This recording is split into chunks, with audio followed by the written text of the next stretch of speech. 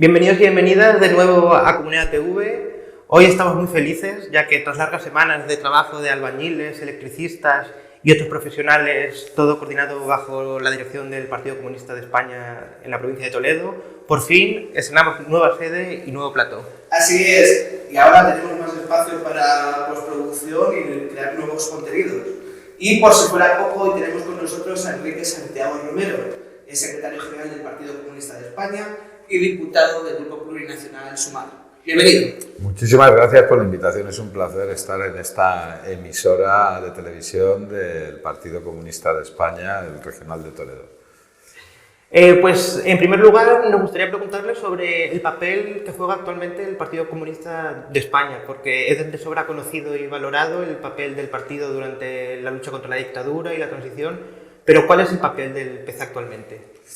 Nuestro partido, el Partido Comunista de España, que ya ha cumplido 100 años, es uno de los 3 partidos más antiguos, con más experiencia y más historia en nuestro país, siempre ha trabajado por garantizar los derechos de la clase trabajadora, por construir una sociedad más justa, una sociedad socialista, sin injusticias sociales o de otro tipo, donde no haya explotación de unas personas por otras.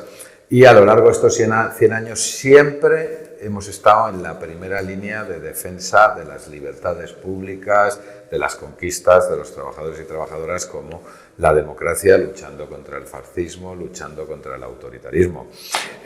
Somos un partido al que en 100 años nos han ilegalizado 3 veces. Precisamente por esa actitud combativa de defensa de los derechos de los trabajadores y las libertades y la democracia.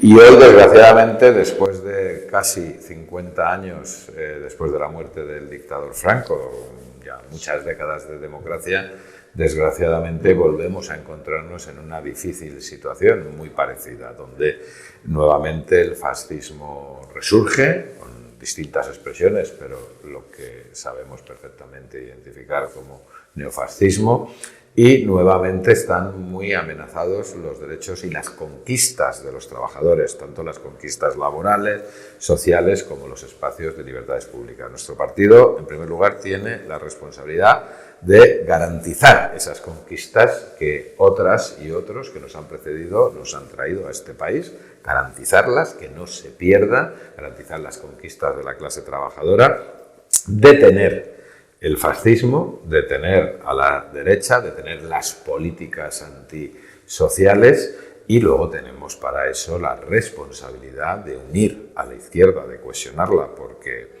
en las señas de identidad del Partido Comunista de España siempre ha estado construir la unidad, las alianzas obreras frente a la dictadura de Primo de Rivera, el Frente Popular durante la Segunda República, las alianzas por la democracia durante la dictadura franquista, la Plataforma Democrática, la Junta Democrática, Izquierda Unida ya en la transición. Hemos trabajado luego en Unidas Podemos, estamos articulando el espacio de Sumar, y lo que necesitamos es que la herramienta más poderosa que tiene la clase obrera pues no tiene bancos, no tiene grandes empresas, no controla instituciones como el ejército o las fuerzas policiales, pero tenemos una poderosísima herramienta, que es la unidad de los trabajadores y la unidad de la izquierda. Y la responsabilidad del Partido Comunista de España sigue siendo garantizar que esa poderosísima arma esté lista, esté presta para seguir garantizando derechos, libertades, avanzando en conquistas sociales y deteniendo el fascismo. Izquierda Unida ha hecho un llamamiento que se llama Convocatoria por la Democracia. ¿Cuál es la finalidad de este proceso? En primer lugar, advertir de estos riesgos que se ciernen ahora sobre la democracia como nosotros y nosotras la entendemos. Una democracia que no solamente puede ser política, es decir, que no solamente consiste en votar cada 4 años, sino que tiene que ser democracia económica y social. Queremos decidir sobre todos los ámbitos de la vida en sociedad donde se adoptan decisiones que afectan a la vida de la gente.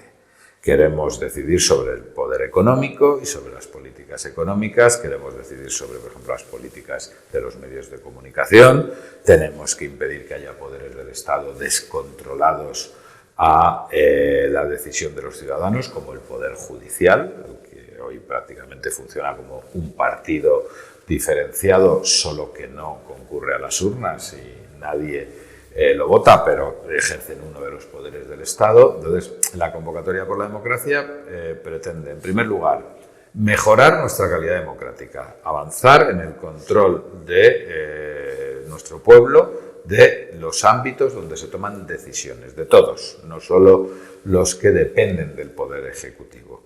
En segundo lugar, defender las conquistas que nos han traído hasta aquí, que se han conseguido con tantos esfuerzos, con tantos años de cárcel, con huelgas, con exilios, con asesinatos de camaradas que han sido asesinados por la dictadura, por el fascismo. Y, en tercer lugar, la convocatoria por la democracia lo que pretende es construir un frente amplio de organizaciones políticas, por supuesto, pero sindicales, sociales, que sea capaz de continuar garantizando que el progreso y la democracia se expanden en nuestro país y no solamente resistimos, sino que vencemos todas las amenazas que tenemos ahora mismo para que la gente trabajadora pueda vivir lo mejor posible, que es lo que queremos los comunistas, que la gente trabajadora viva lo mejor posible. Por eso aspiramos a una sociedad sin clases, una sociedad socialista. Actualmente el problema del acceso a la vivienda se ha convertido en un gran dolor de cabeza para la mayoría de las personas. ¿Cómo cree que se puede solucionar este problema? No cabe duda que hay que intervenir en el mercado de la vivienda, hay que intervenir todo lo que tiene que ver con la vivienda. La vivienda es un derecho fundamental, es un derecho constitucional, es un derecho declarado también por los convenios internacionales y no puede quedar su concreción a las decisiones de un mercado que no debería ser un mercado, pero que además es tremendamente especulativo. La vivienda se ha convertido en un objeto de especulación, de enriquecimiento, ni siquiera ya de los grandes propietarios, de los grandes tenedores, sino de fondos buitres internacionales. Ahora ya la vivienda cada vez está más en poder de fondos buitres internacionales que especulan permanentemente con ella, ¿no? Esa intervención del mercado de la vivienda para garantizar ese derecho, pues creemos que debe operar con varias políticas, decisiones políticas a la vez. No hay una sola solución una vez que hemos llegado a una situación que además el problema del incremento abusivo de los precios tanto de la compra de vivienda como de los arrendamientos es que deja sin efecto importantes conquistas sociales que hemos hecho, por ejemplo la subida del salario mínimo, ¿no? En primer lugar, todas las viviendas vacías que hay en nuestro país tienen que estar a disposición de las administraciones públicas para poder resolver el problema de la vivienda, para que haya más oferta, se abaraten los precios y, por supuesto, garantizando que esas viviendas se conservan, incluso garantizando un arrendamiento para los que sean sus propietarios, pero un arrendamiento justo, evidentemente. En segundo lugar, es necesario construir vivienda pública, pero además hay que construirla y garantizar que no acaba siendo vendida como han hecho administraciones del Partido Popular, que han cogido el parque público de vivienda y se lo han vendido a fondos buitres, ¿no? Por eso somos conscientes de que hay que construir vivienda pública, pero creemos que primero hay que poner a funcionar todas esas viviendas vacías que hay, ponerlas bajo el control del sector público, de las administraciones públicas.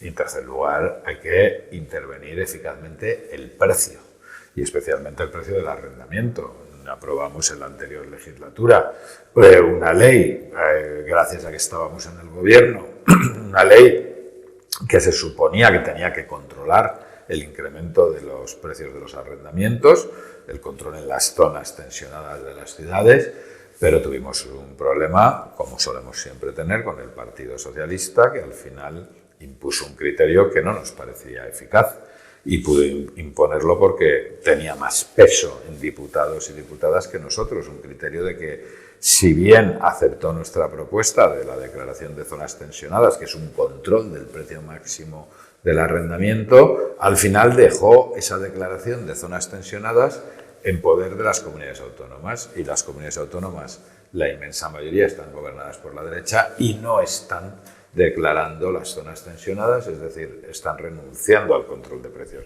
Por eso tenemos que modificar esa ley para que la declaración de zonas tensionadas pueda declararse. Yo no digo quitárselo a las comunidades autónomas, pero que si no lo hacen las comunidades autónomas, lo pueden hacer los ayuntamientos o lo puede hacer el Gobierno de España. Otro tema importante es la conciliación laboral y familiar.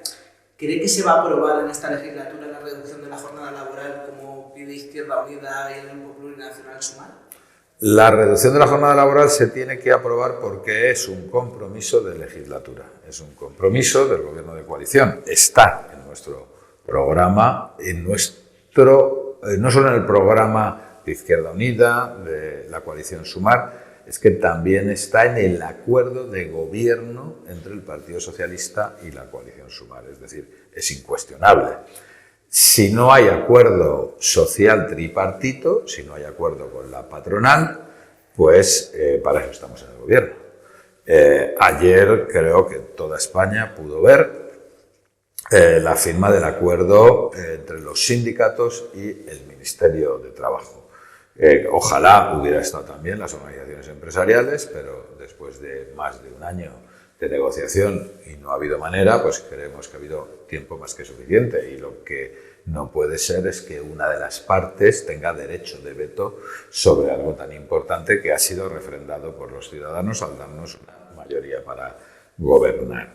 Y además es una medida que creo que incluso votantes de la derecha entienden que es fundamental, porque va a redundar en que todo el mundo viva mejor, en un momento además en el que España económicamente tiene un desarrollo el más avanzado de la Unión Europea, gracias a las políticas que hemos estado haciendo en el gobierno. Las empresas están teniendo beneficios, con lo cual no hay ninguna objeción para que se aplique esa reducción de jornada. Nuestra previsión es que inmediatamente después de Navidad entre en el Consejo de Ministros un anteproyecto de ley y que pueda tramitarse por procedimiento de urgencia lo más rápidamente posible para que en breves meses ya sea ley esa reducción de jornada de 37 horas y media máxima. Actualmente estamos viendo cómo la ultraderecha a nivel internacional está llamando a dar la batalla cultural. Pero, ¿qué significa exactamente esto y cómo debe reaccionar la izquierda transformadora al respecto? Yo creo que es muy importante que descentralicemos ese trabajo ideológico cultural. Es muy importante iniciativas como las que habéis hecho vosotros y vosotras, poniendo en marcha esta televisión en la provincia de Toledo para dar otros mensajes y explicaciones reales de cuáles son los problemas de la gente. En nuestro país ya el otro día se publicó un estudio que decía que más de la mitad de la población se informaba no a través de medios clásicos como la televisión en abierto o la radio, sino ya a través de Internet y a través de redes sociales, y la derecha nos lleva ventaja, eso es indudable. La derecha y especialmente la ultraderecha. Solamente así se entiende, por ejemplo, que entre gente joven arraiguen propuestas, ideas que son discriminatorias, de xenofobia, machistas, propuestas que son contrarias a los intereses de los trabajadores y las trabajadoras, y es porque la derecha y la ultraderecha fundamenta mucho su trabajo político precisamente en la penetración a través de las redes. Mirad, el partido político en Europa que más profesionales tiene trabajando en redes sociales es la alianza de la ultraderecha, los neonazis alemanes. Es el partido que más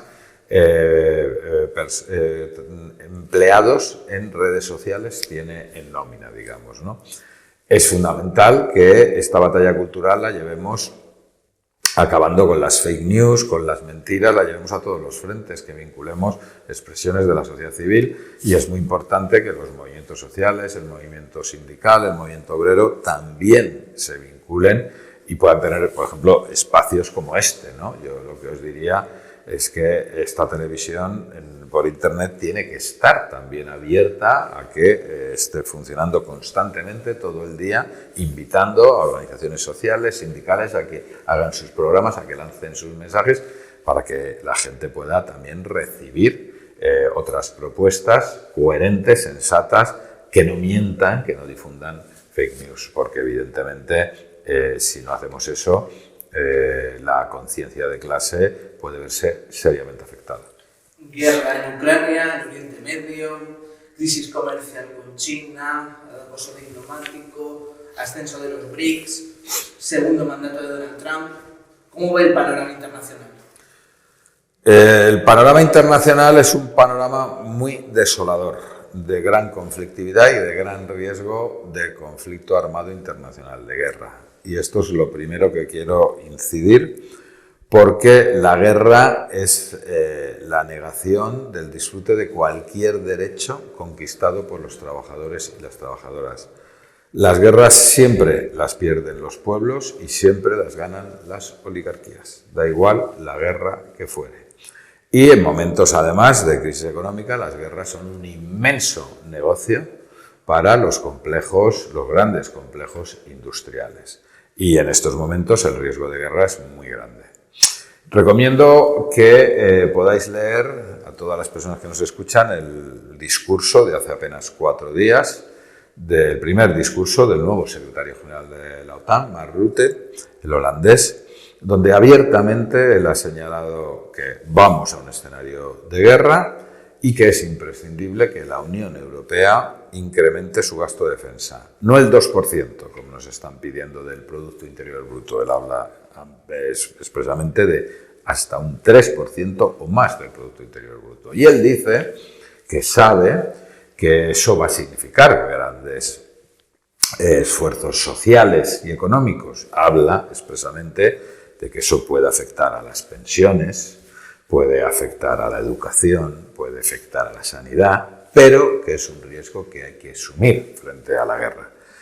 Los comunistas, ¿qué es lo que decimos? Que lo que hace falta es poner en marcha un amplio movimiento por la paz que evite la guerra. Porque la guerra, que nadie lo pierda de vista, aunque sea en Ucrania, aunque sea al sur, más allá de la frontera sur, en África, al final acaba afectando directa o indirectamente económicamente a nuestro país y nos podemos encontrar con esos serios recortes del Estado social que se ha construido, no porque las oligarquías o la derecha decidieran construir el Estado social, por las huelgas, las movilizaciones, las luchas de los trabajadores y las trabajadoras. Y la guerra es la forma más eficaz de quitárnoslo. El escenario, además, ahora mismo en Oriente Medio es de un cruel genocidio. Con la victoria de Trump, la verdad es que las expectativas para el pueblo palestino, para garantizar un Estado viable, se tornan muy sombrías, muy difíciles. La política de expansión de ese nuevo Estado cruzado, igual que las cruzadas hace más de 1000 años en Oriente Medio, el Gran Israel, gobernado por un Estado además religioso, ¿no? Gobernado por la ultraderecha sionista y que va controlando todas las zonas alrededor del territorio que les fue asignado por una resolución de Naciones Unidas. Es sorprendente que Israel, el único Estado creado por una resolución de Naciones Unidas, desde ese momento no haya respetado ni una sola más resolución de las Naciones Unidas, ¿no? Que las incumpla sistemáticamente y que esté cometiendo un genocidio, ¿no? Israel es un Estado creado tras el genocidio del pueblo judío en Alemania, en Europa, provocado por el nazismo. Es absolutamente inaceptable que Israel esté cometiendo un genocidio, y esto no lo decimos los comunistas, esto ya lo ha dicho la Corte Internacional de Justicia, que tiene abierto un procedimiento por genocidio y que ha desestimado la solicitud de Israel de archivarlo. Lo está investigando porque hay evidentes pruebas e indicios, ¿no? Es necesario construir un mundo más multilateral. En ese sentido, el surgimiento de movimientos como los BRICS es fundamental. China es un país que puede ayudar a que el mundo sea más multilateral, a que la unipolaridad desaparezca, y por eso creo que China está siendo agredida, ¿no? que los Estados Unidos tengan desplegada su armada enfrente de las costas de China con la excusa de Taiwán, que Taiwán, como todo el mundo sabe, no es un estado reconocido internacionalmente, sino que es un territorio chino pendiente de una solución internacional o nacional a un conflicto que viene de la guerra civil china, pero es tan inaceptable que la Armada estadounidense esté patrullando enfrente de las costas de China como que la Armada china estuviera patrullando enfrente de las costas de Estados Unidos con el argumento de proteger a Cuba, por ejemplo.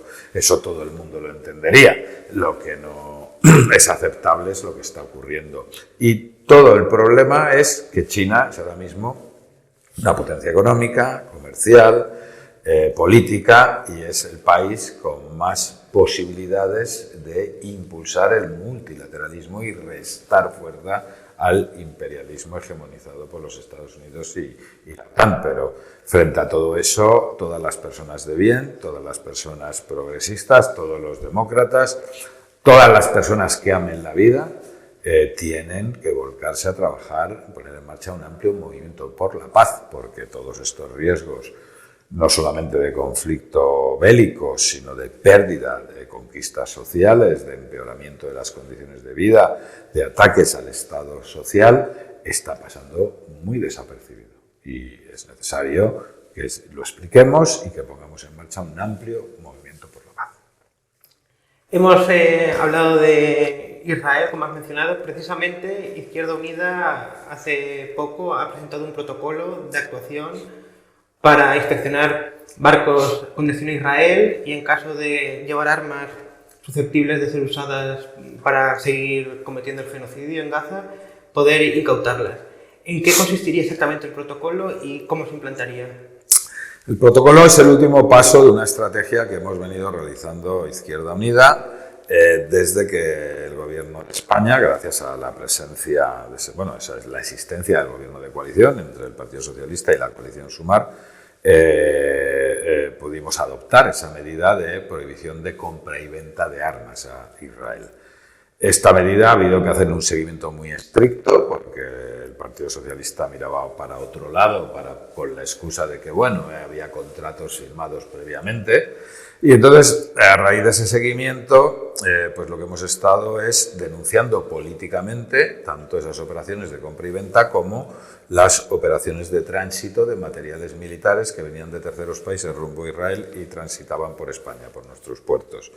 Hemos denunciado políticamente, pero también hemos llevado a la Fiscalía estas operaciones y estos tránsitos de armas. ¿Por qué? Porque además de que consideramos que es delito, según el Código Penal español, auxiliar a la perpetración de crímenes internacionales, como es el genocidio cometido por Israel, es que además la Corte Internacional de Justicia ha dictado ya 4 medidas cautelares en enero, marzo, mayo y junio de este año, ordenando que no lleguen armas a Israel y que se pongan las armas que se detecten a disposición de la Corte porque son pruebas del genocidio. Nosotros lo que hacíamos era pedir a la Fiscalía que cumplieran las órdenes de la Corte Internacional de Justicia. Pero, haciendo ese seguimiento, hemos detectado que las autoridades competentes españolas no habían dado unas instrucciones concretas a las autoridades portuarias de nuestro país. Entonces, por eso hemos elaborado ese protocolo. Ese protocolo son las instrucciones concretas que lo que hacen es que sistematizan tanto los acuerdos de gobierno como leyes que hay en vigor en España. En España hay una ley en vigor sobre comercio de armas que prohíbe el tránsito de armas o la compraventa cuando esas armas son utilizadas para cometer un crimen internacional. España ha firmado el convenio de Nueva York sobre tráfico de armas que también impide lo mismo, ese envío de armas a lugares donde se están cometiendo graves crímenes. Entonces, en ese protocolo lo que hemos hecho es poner esas normas y entonces pedir la incautación, porque es verdad que el Ministerio de Exteriores, cuando hemos advertido nosotros, Izquierda Unida, que venían barcos, ha habido 3 casos que ha ordenado que no pararan en España, que siguieran. Pero nosotros no queremos exactamente que esos barcos no paren en España y paren en otro país, Nosotros lo que queremos es que paren y se incauten esas armas para que no lleguen a su destino, para que se pongan a disposición de la Corte Internacional de Justicia. Y además Estados Unidos ha utilizado esa excusa para abrir un expediente sancionador a España por impedir que atraquen barcos y supuestamente afectar el libre comercio marítimo. Bueno, esto creemos que no va a ir a ninguna parte porque no se puede sancionar un país que cumple lo que han pedido los tribunales internacionales. Ya en Estados Unidos ha sido muy interesante, ya ha habido senadores progresistas, que alguno hay, que ya han pedido que se cierre ese procedimiento sancionador contra España. Pero, ¿qué le dice Izquierda Unida al Ministerio de Exteriores? Hombre, lo más práctico, y también nos evitamos intentos de sanción, es dejar que paren, investigamos, inspeccionamos y si hay armas se incautan y se ponen a disposición de la Corte Internacional de Justicia para que no lleguen a Israel. Esa es la finalidad de nuestro protocolo. Pues Enrique Santiago, secretario general del Partido Comunista y diputado de Izquierda Unida, muchísimas gracias por haber estado con nosotros, ha sido un honor. Y le deseamos mucha suerte en su labor como secretario general y como diputado. Muchísimas gracias a vosotros, la verdad un placer estar en este canal de televisión y os deseo lo mejor para todo este trabajo tan importante que estáis haciendo para todo el Partido Comunista de España. Muchas gracias y a todos vosotros os deseamos que la entrevista os haya gustado, dejadnos vuestros comentarios y suscribiros al canal. Hasta luego.